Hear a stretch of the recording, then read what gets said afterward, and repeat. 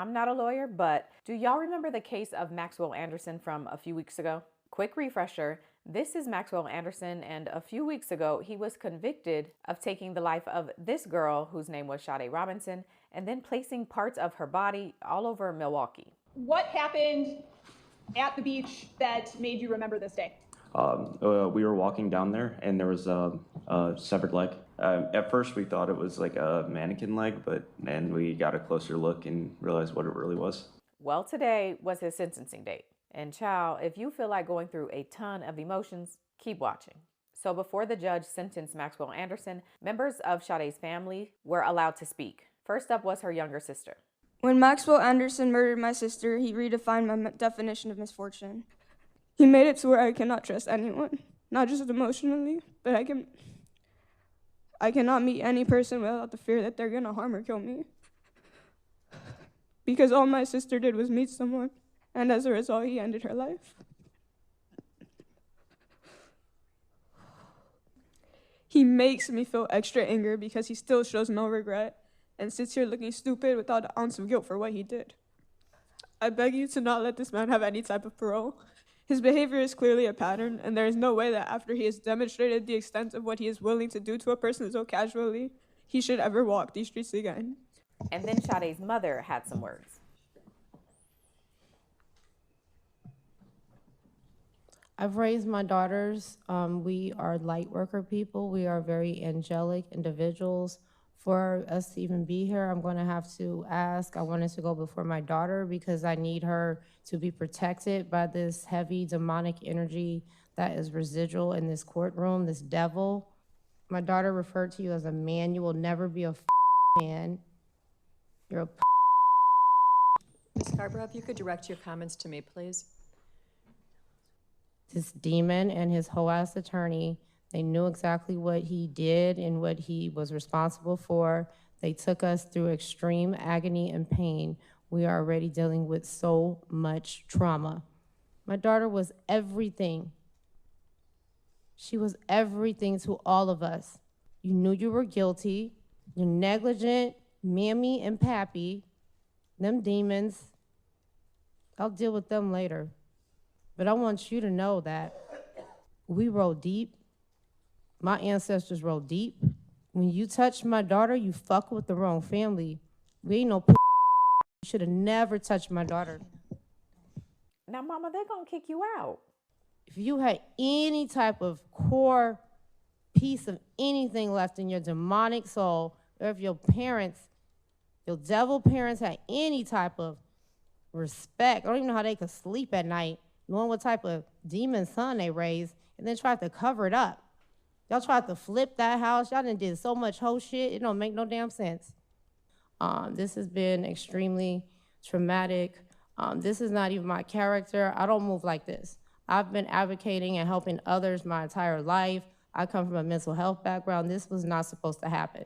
But I'm gonna respectfully request that you confess where the rest of my daughter's crown is, if you have any respect left for me and her father and her sister and the rest of my family in this community. You can at least give us that much. For context, Sade Robinson's head has never been recovered.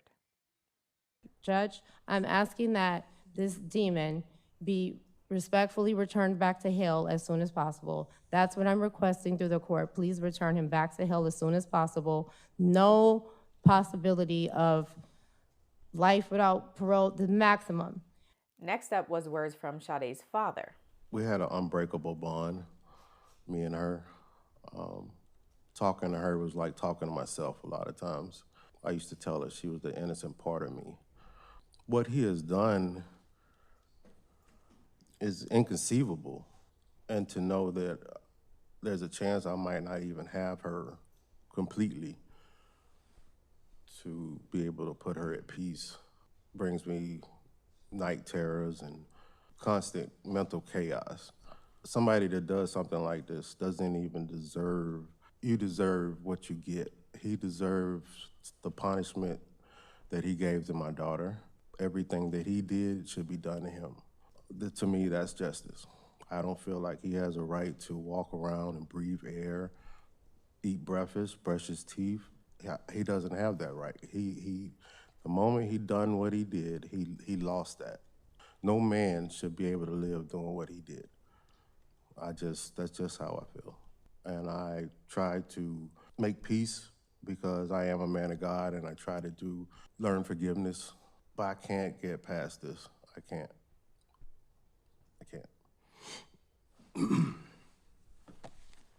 Thank you, sir. And then Maxwell Anderson's father, who's apparently a millionaire, gave some words. On behalf of myself and my family, I'd like to say a few things. First, to Sade's family, there are no words that I can share that will reduce your pain. You are all in my thoughts every single day. Although it is not the same, having lost a boy that was like a son to me 10 years ago, I have some sense of what you are feeling. Now, sir, I don't think this is the appropriate time to talk about people you've lost. I'm not asking you to forgive anybody or anything. That is between you and your God. To Max,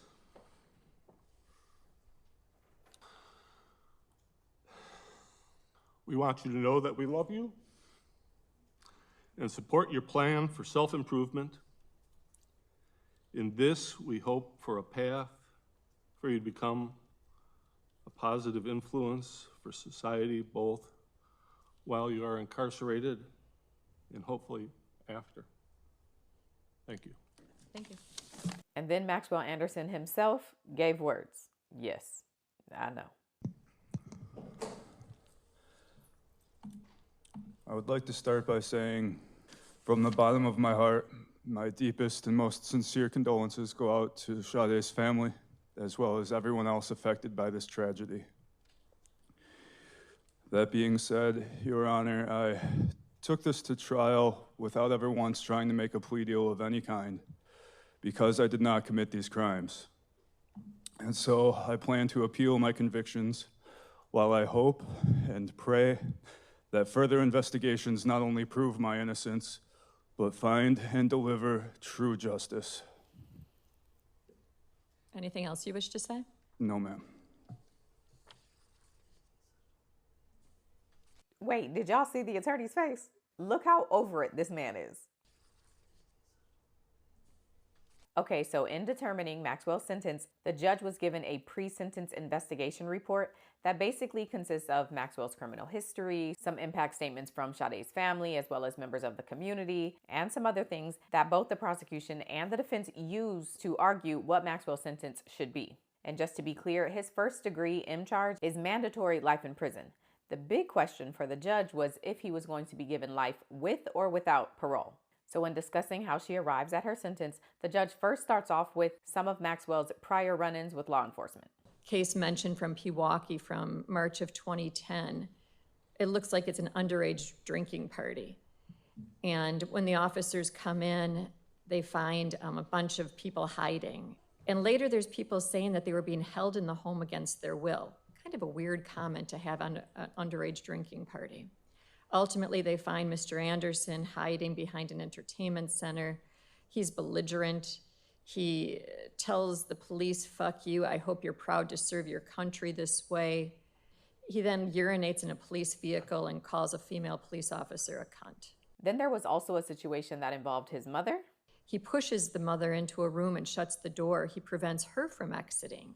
The judge also talked about what Maxwell himself says happened that night. Now, he didn't testify in the trial, but he did give his version of events in this pre-sentence investigation report, so she talks about what he said.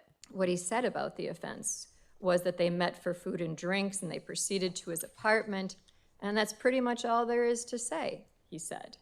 He later said that he regretted he did not walk Miss Robinson to her vehicle when she left his apartment, and he believed it was at that point she was abducted by an unknown assailant. Quote, either from the alley or from my backyard, unquote.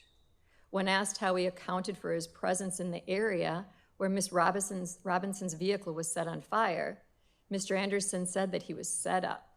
He stated he was in the area to buy marijuana, and quote, and all it would have taken was for someone to know where I lived and where I'd be in the morning, unquote. He would not tell the writer when or how he made the arrangements to purchase the marijuana, and then instead stated, quote, "I plead the fifth." Boy. Next, the judge reads a letter that someone from the community sent in regarding this case. But there was a letter from a citizen that doesn't know Miss Robinson, never met her. And this is what he said, or she said, I don't know. The person signed it as Stargazer. Sade Robinson was not a torso. She was not evidence. She was a full, living, radiant human being. And she had a right to live, to breathe, to laugh, to grow old. That right was stolen in a way so vile, so deliberate, that it tears at the fabric of what we call humanity. To the family, there are no words that can hold the weight of your pain, but I need you to know we see you. We mourn with you. We love you. You have the right to tears. You have the right to rage. You have the right to every ounce of justice this system can give. May you feel her arms in the wind. May you hear her laughter in your memories. May you know that she did not die forgotten, she died loved, and we will remember her always. Maxwell Anderson, you are not the center of this story. She is, and she will always be. Sade Robinson lives on in light, in truth, and in love, and you will be remembered only as a man who tried to destroy something beautiful, but failed. And then the sentence, which again is primarily the judge determining if Maxwell should be given life with or without parole. And relative to this matter, weighing all of the factors that I must, looking at the Galleon factors, considering your character, the severity of the offense, and the impact on the community, where you stole a truly shining light, is what it sounds like. I am ordering that you will not be eligible for extended supervision. So life without the possibility of parole is her sentence. He does have the right to appeal, which it sounds like he plans to do, but as of now, he's off to his cell. Thanks, everybody. Thank you.